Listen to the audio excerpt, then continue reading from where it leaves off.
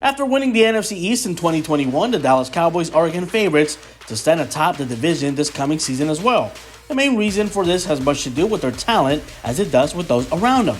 The New York Giants are starting to rebuild under Brian Daboll, and the Washington Commanders are banking on quarterback Carson Wentz, which means neither team is considered a threat. Then again, anything can happen on any given Sunday. Meanwhile, the Philadelphia Eagles are the closest competitor, but they still have a ways to go to prove they can be consistent winners. It doesn't mean that the Cowboys are locks to win the division back-to-back. Doesn't mean the roster is without flaws. In fact, they are a few players being overrated. Let's take a look at them. When the Cowboys added right tackle Terrence Steele as an undrafted free agent in 2020, he was considered a raw prospect with athleticism to develop into a starter down the road. Unfortunately, he was relied upon far too quickly. Dallas had to start him in 14 games as a rookie, and in 2021, he had another 13 starts.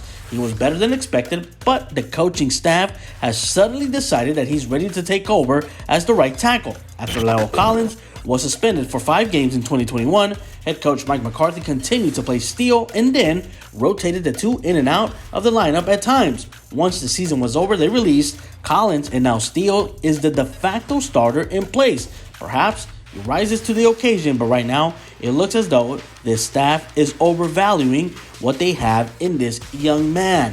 The 2020 NFL Draft ended up being one of the better ones in recent history for Dallas. While Jerry Jones sat on the yacht, the picks just continued to be home runs. They landed CeeDee Lamb in the first round, followed by Trayvon Diggs in the second round, Nevin Gallimore in round 3, and then for good measure, got a new starting center in Tyler Biadasz.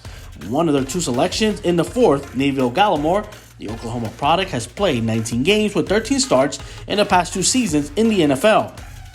The 302-pounder Gallimore has 41 tackles and 2 sacks to his name, but not addressing the position at all in free agency and waiting until round 5 to take John Ridgeway is a sign that the third-year pro could be getting overvalued at this point in his career. Like Steele, the coaching staff could be right, but this is a bit of a gamble right now. And finally, running back Ezekiel Elliott, who the Cowboys drafted in 2019, or made him one of the worst decisions ever in regards to a running back contract. Dallas allowed a holdout from Elliott to force their hand as they gave him a comical 6-year extension worth $90 million. Despite the fact that he had 2 years left on his current deal, Dallas has called Elliott straw that stirs the drink. But that just proves they don't get it. The teams that can win through the air are the ones that win it all in today's NFL. But Dallas paid Elliott as if it were 1985 and running back was the king of the field. That was a huge miscalculation on their part, and their overrating of Elliott continues to haunt them. But the good news is his contract is up in 2027 and he has an out after this season. So there's that.